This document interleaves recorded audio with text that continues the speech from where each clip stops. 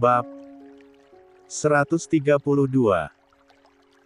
Mungkin Boril pernah merasakannya, namun pada saat itu Boril masih mendapatkan berita tentang Aprilia yang tinggal bersama dengan orang tua kandungnya meskipun harus terpisah jarak yang begitu jauh dan tidak mudah untuk bertemu dengannya. Namun setidaknya Boril tahu kalau Aprilia baik-baik saja. Tapi Andika, tentu kecemasannya bertambah berkali lipat dengan hilangnya Riani tanpa jelas di mana keberadaannya. Mobil pun berhenti di tepian jembatan dan Andika segera keluar berlari ke tempat yang sama saat ia melihat Riani dari CCTV terakhir kalinya. Riani, Boril dan Wandi pun mengikuti. Melihat ke arah bawah jembatan. Sangat tinggi dan karena curah hujan yang begitu deras akhir-akhir ini membuat ketiganya meringis ngeri melihat aliran sungai yang kencang. Andika pun memanggil istrinya. Wulaan. Roeet. Ya. Mari makanlah dulu. Ajak seorang pria muda berkacamata bening dengan ramah pada wanita yang terlihat duduk merenung di bawah jendela. Lia. Jawab wanita itu singkat dan memang selalu singkat sembari menoleh lagi ke arah jendela. Seolah pemandangan mendung dan hujan di luar sana lebih memboril hatinya. Wanita muda itu sangat pendiam. Tak pernah ada kata lain yang terucap dari bibir itu dan sang pemuda selalu melihat raut wajah muram di paras cantiknya. Suara Andika menggema di tengah hujan yang mulai turun. Boril menahan tangan adiknya yang ingin turun dari jembatan. Apa-apaan sih lo Andika? Mau lihat Riani bang? Dia terakhir kali dilihat di sini bang. Boril membuang nafasnya kasar. Geram akan Andika yang keras kepala ini. Panik boleh. Sedih juga manusiawi tapi akal pikiran lo dipakai. Hujan semakin deras. Telah membawa adiknya dan juga Wandi ke sebuah warung yang berada di dekat jembatan. Banyak orang yang berhenti untuk meneduh di warung yang bersebelahan dengan halte tersebut. Rupanya apa yang dilakukan Andika jadi pusat perhatian baik para peneduh atau si pemilik warung. Boril meminta Andika untuk duduk di balai bambu dengan Wandi yang menjaganya. Boril lalu menuju pemilik warung untuk memesan air mineral. Air mineralnya 1 box. Ucap Boril pada si ibu. Diam-diam ibu yang kira-kira seusia ibunya itu memperhatikan Boril sambil menyerahkan botol air. Pak Boril ya? Yang jadi model WANGPED? Tanya si ibu ramah dengan logat Betawinya. Boril tersenyum lalu menganggukkan kepala. Haduh. Kagak ngangka ketemu sama artis ini. Padahal kita tetangga komplek. Tapi baru ketemu sekarang ya. Serentak yang meneduh pun menoleh pada Boril.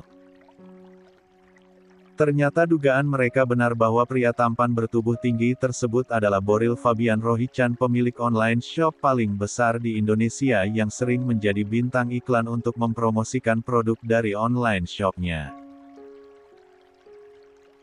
Beberapa di antara para peneduh itu khususnya kaum hawa mengeluarkan ponsel ingin berfoto bersama. Namun Boril menyatukan kedua tangannya untuk memohon maaf karena dia tidak bisa melayani foto bersama. Mengingat bahwa tadi Boril yang datang bersama dengan pria yang histeris di jembatan, mereka pun mengurungkan niatnya. Maaf Pak. Itu Pak Andika Dahya. Ngapa? Kayak sedih banget itu. Boril tersenyum. Keluarga mereka memang cukup dikenal di daerah ini. Tapi berita kehilangan Riani belum diekspos keluar atau ke media karena demi menjaga privasi. Derajat A. Boleh tanya Bu? Boleh, tanya apa Pak? Apa ibu pernah lihat perempuan muda, bule lewat sekitaran sini?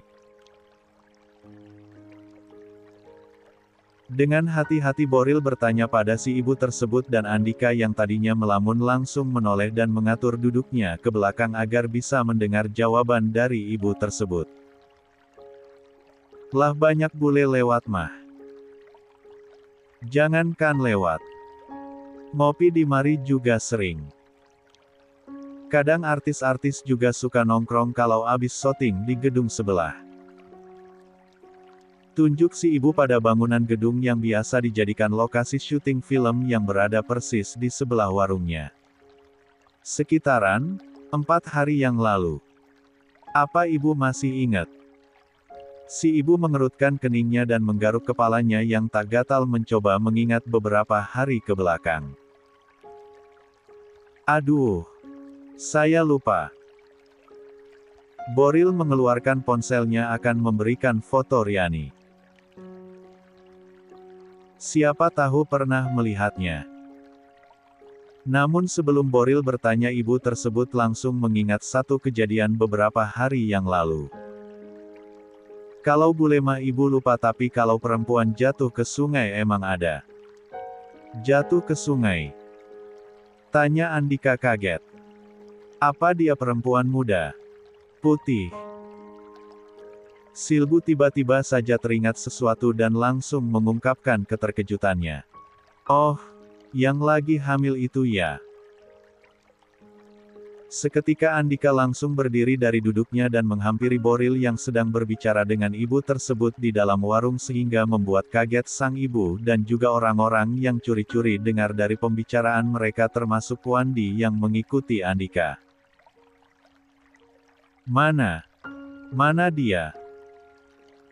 Andika. Tegur Boril meminta Andika agar tetap tenang. Karena nampak si ibu kelihatan ketakutan. Maaf Bu, kenapa? Kenapa wanita hamil? Tanya Boril dengan hati-hati agar si ibu tak merasa takut akan kehadiran mereka. Awalnya si ibu tidak ingin melanjutkan pembicaraan karena takut dengan raut wajah Andika yang sangar dengan mata merah dan otot-ototnya yang terlihat serta urat yang menonjol di sekitaran lehernya membuat si ibu merinding. Namun sapaan halus Boril membuat ibu ini jadi fokus saja pada Boril. Sekitar 4 harian yang lalu di sini rame Pak. Ada yang nemuin mayat perempuan hamil ngambang di sungai itu. Runtuh sudah pertahanan Andika. Bumi yang dipijaknya bagai amblas dan langit yang hitam mengandung hujan itu kini bagai menggulung dirinya. Ulangi. Tanya Andika dingin dengan ekspresi yang sulit dijelaskan. Sama halnya dengan Andika, Wandi pun merasa ada yang mencopot jantungnya mendengar kabar yang luar biasa membuat nafasnya seakan berhenti. Tuh tahu siapa? Tanya Boril. Gak ada yang kenal Pak. Tahu-tahu orang rame banget waktu itu. Pas ada yang teriak, ada MAYAAT. Ada MAYAAAT. Langsung rame semua ngumpul di sini. Merinding Pak, ampe gak berani ibu tidur di warung. Kasian banget Pak, mana masih muda, mana lagi hamil, mana cakep. Ibu yang sedang antusias bercerita itu langsung terkejut ketika Andika mengguncang bahunya. Kemana wanita itu? Kemana? Dibawa kemana? Andika. Boril melepaskan tangan Andika dari bahu si ibu. Si ibu yang ketakutan lalu berlari ke arah para peneduh yang melindunginya. Dibawa kemana? Tanya Andika pada ibu lagi.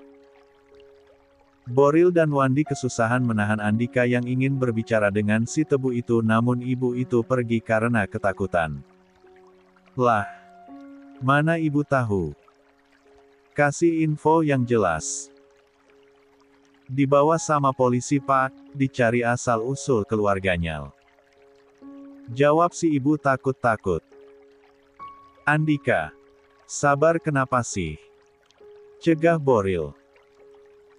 Pak Andika, Sabar Pak, istighfar.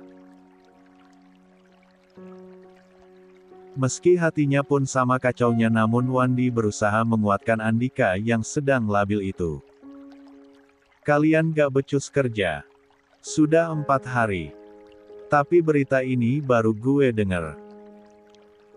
Teriak Andika lagi dan ia berhasil melepaskan diri dari Boril dan Wandi. Andika membuang nafasnya kasar. Nafasnya memburu. Andika, lo mau kemana? Andika. Menantu lo gak becus cari istri gue. Boril membulatkan matanya. Andika dengan cepat berlari ke arah pinggir jalan lalu membawa mobilnya pergi. Boril dan Wandi tertinggal di belakang. Sialan. Dia pasti marah sama Alex. Boril lalu berlari mengikuti mobil itu yang sudah dipastikan akan pulang ke rumah. Wandi akan ikut pulang namun sebelumnya ia melihat tepian jembatan itu. Wandi melangkahkan kakinya pelan berpegangan pada tepian jembatan yang dimana terakhir kali ia melihat Riani yang berdiri di atas jembatan ini. Wandi menangisi putrinya. Pria bernetra biru terang itu tak kuasa menahan tangisnya membayangkan jika apa yang dikatakan ibu tadi itu benar. Neng, sependek itukah pikiran kamu Neng? Kamu gak sayang bapak? Kamu gak begitu kan Neng? Perempuan itu bukan kamu. Tanya Wandi dalam tangisnya. Ingin ia berlarut dalam tangisnya namun ia berpikir lagi harus mencari tahu kebenarannya sehingga ia pun cepat pergi dari jembatan tersebut dan menyusul Boril serta Andika yang pulang. Alexaa. Alex. Awalnya karena hari sudah sore dan Alex pasti sudah pulang, Andika akan pergi ke rumah Alex yang bersebelahan dengan rumahnya. Namun melihat mobil Alex terparkir di depan gerbang rumahnya, tanpa pikir panjang Andika menepikan mobilnya lalu segera berlari masuk ke dalam rumah dan berteriak memanggil keponakannya tersebut. Cindy dan Bayu yang sedang bicara dengan Stella, Aprilia dan Alex lalu menoleh kaget pada Andika yang berteriak. Andika. Andika yang terlihat kalap itu akan menerjang Alex namun ditahan oleh Bayu. Apa sih Andika? Bentak Bayu. Seluruh anggota keluarganya terkejut termasuk Stella yang sedang hamil besar langsung memeluk suaminya ketakutan. Dia ditugaskan untuk mencari Riani di sekitaran daerah ini kan kenapa dia tidak memberitahu aku kalau ada mayat perempuan hamil yang mengambang di sungai. Serempak Bayu, Cindy, Aprilia dan Stella langsung terkejut mendengar penuturan dari Andika. Apa yang kamu bilang Andika? Coba tanya cucu mama itu. Dia pasti tahu ada berita tentang perempuan hamil yang meninggal di sungai. Tunjuk Andika lantang pada Alex. Stella menoleh pada suaminya. Alex nampak menghapus air mata yang ada di sudut netra istrinya. Om membuat Stella takut. Ujar Alex pelan masih menaruh hormat dalam tegurannya barusan.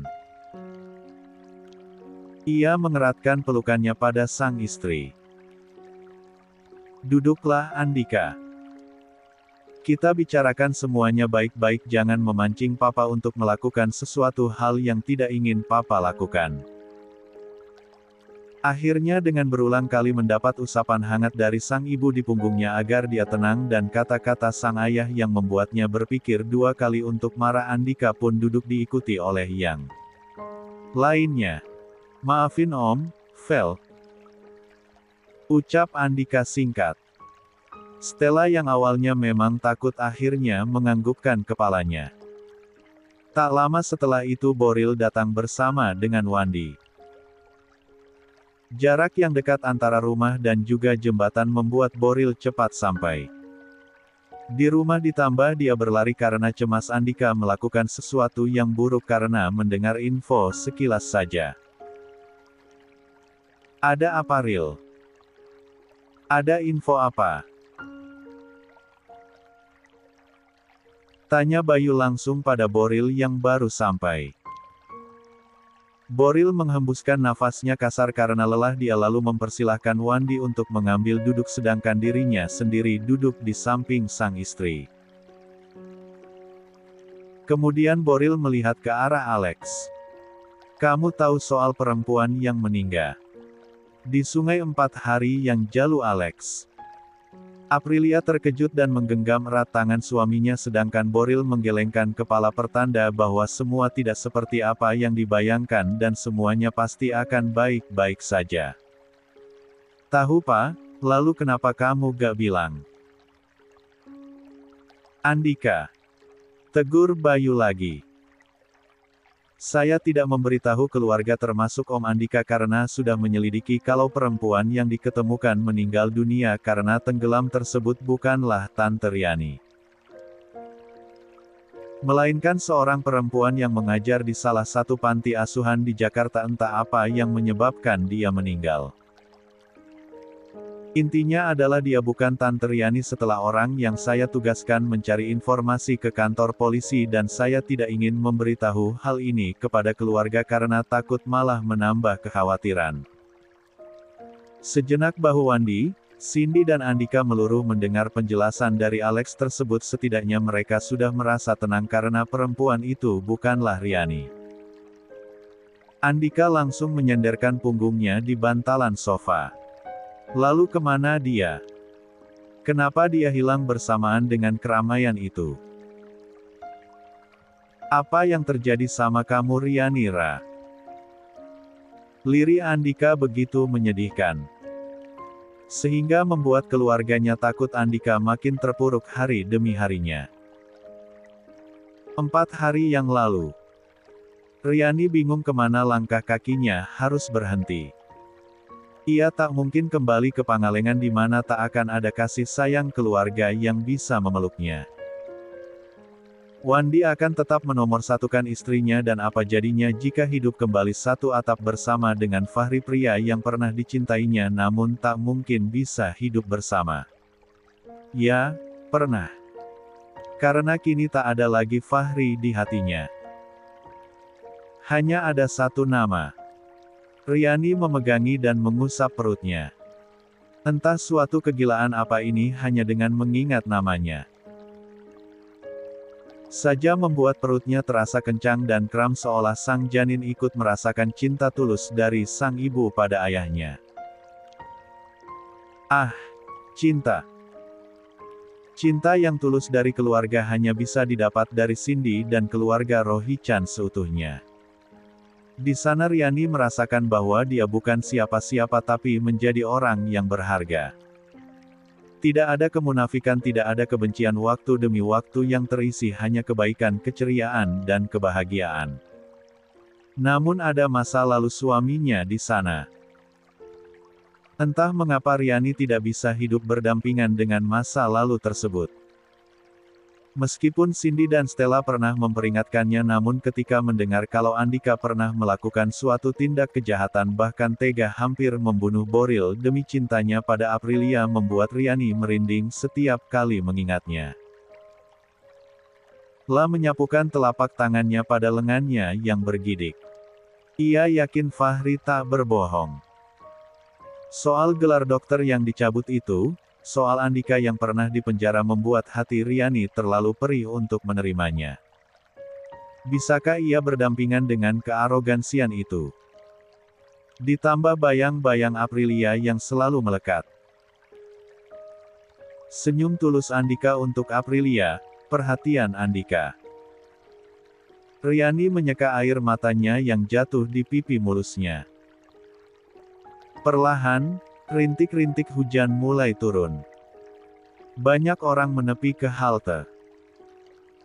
Namun Riani lebih terboril melihat titik-titik air di atas sungai itu. Ia berdiri di atas jembatan. Melihat air yang mengalir begitu bebas meski ada halangan batu karang di depannya, membuat Riani merasa iri. Andai ia seperti air itu yang bisa bebas menentukan kemana saja bisa pergi. Meski banyak rintangan, namun air akan selalu bisa melewatinya. Tidak seperti dirinya kini yang bingung kemana harus melangkah. Hujan semakin deras turun.